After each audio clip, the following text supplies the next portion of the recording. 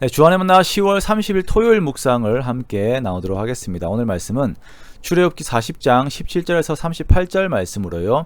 성막으로 내려온 하나님의 영광이라고 한 제목으로 함께 묵상을 나누도록 하겠습니다.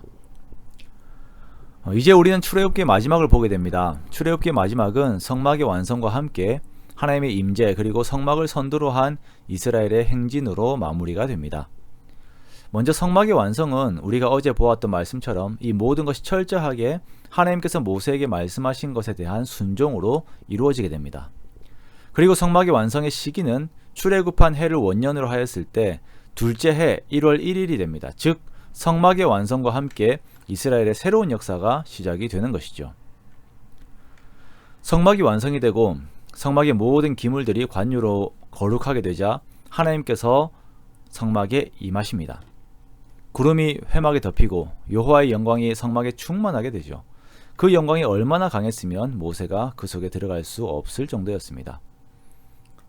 구름으로 덮인 이 영광은 시내산에서의 영광, 그 하나님의 영광과 동일한 성격을 가지고 있습니다.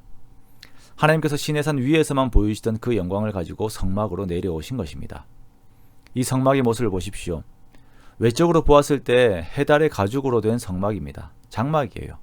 외적으로는 전혀 아름다움이 없어요. 그러나 그 속으로 들어갈수록 영광스러운 가치들이 가득 차 있으며 하나님의 영광이 임했을 때의 성막의 가치는 하나님의 가치가 됩니다. 이 모습은 예수 그리스도의 모습과 동일합니다. 예수님 역시 이 땅에 오셨을 때에는 외적으로 아무런 흠모할 만한 내용들이 없으셨습니다. 연한 순 같고 마른 땅에서 나온 뿌리 같았지요. 고운 모양도 없고 풍채도 없으셨습니다. 그러나 예수님께서는 하나님의 성전 자체로 이 땅에 오셨고 그분 속에 있는 하나님의 속성의 영광의 광채를 비추시면서 모든 무릎을 그분 앞에 꿇게 하셨습니다.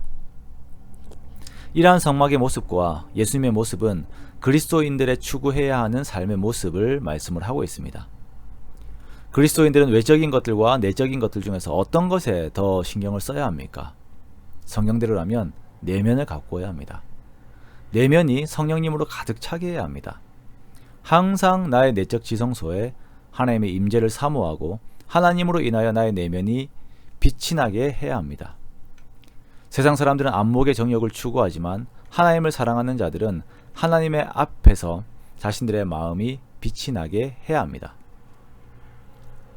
성막이 완성이 되고 하나님께서 임재하시면서 이스라엘 백성들의 모든 이동은 이제 성막 위주로 움직이게 돼요. 하나님의 임재를 의미하는 구름 기둥과 불 기둥이 머물 때에는 이스라엘 백성들도 머물고 이것이 이동할 때에는 이스라엘 백성들도 이동합니다.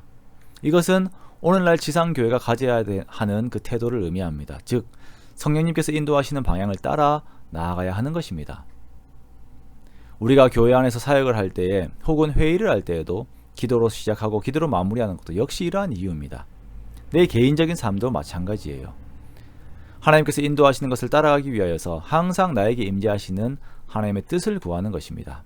그래서 기도로 계속 하나님께 묻고 말씀 가운데에서 하나님의 사인을 기다립니다. 이것이 성도의 여정입니다.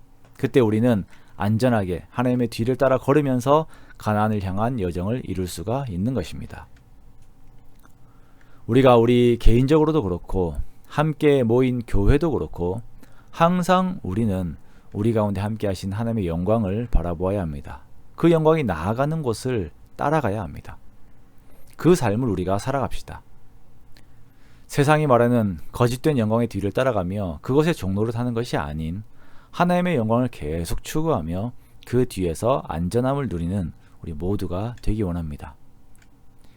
이제 출애굽기를 마치면서 우리와 함께 거하시기 위하여 우리를 구원하신 하나님의 영광을 항상 사모하며 그 영광이 항상 나에게 머무시도록 더욱 깊은 예배의 삶을 살아가는 저와 여러분이 되시기를 주님의 이름으로 축원합니다.